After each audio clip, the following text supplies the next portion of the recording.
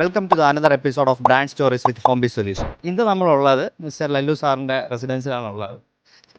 ലല്ലു സാറിൻ്റെ റെസിഡൻസിൽ നമ്മളെ ഒരു റിനോവേഷൻ പ്രോജക്റ്റ് എന്ന രീതിക്കാണ് നമ്മൾ ചെയ്തത്. ഓൾറെഡി സാർ ഫെനസ്റ്റയുടെ windows and doors 5 year back ഇവിടെ ചെയ്തിട്ടുണ്ട്. പിന്നെ നമുക്ക് രണ്ടാമതിപ്പോൾ നമ്മൾ ചെയ്ത പുള്ളിയുടെ ഒരു റീഡിങ് സ്പേസിലോട്ട് വരുന്ന രീതിക്കാണ് ഇപ്പോൾ നമ്മൾ ചെയ്തിരിക്കുന്നത്.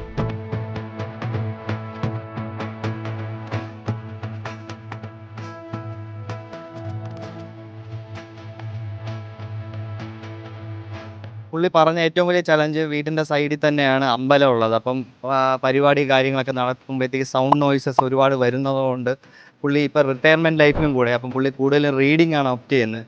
പുള്ളിയുടെ ഒരു റീഡിംഗ് റൂമിലേക്ക് വേണ്ടിയിട്ട് സൗണ്ട് ഇൻസുലേഷന് വേണ്ടിയിട്ടാണ് ഇപ്പോൾ വീണ്ടും ഫെനസ്റ്റ കൺസിഡർ ചെയ്തേക്കുന്നത്. 5 ഇയേഴ്സ് ബാക്കായിട്ട് പുള്ളി യൂസ് ചെയ്യുന്ന ഫെനസ്റ്റയുടെ വിൻഡോസ് ആൻഡ് ഡോർസ് ആണ് വേറൊരു ഏരിയയിൽ.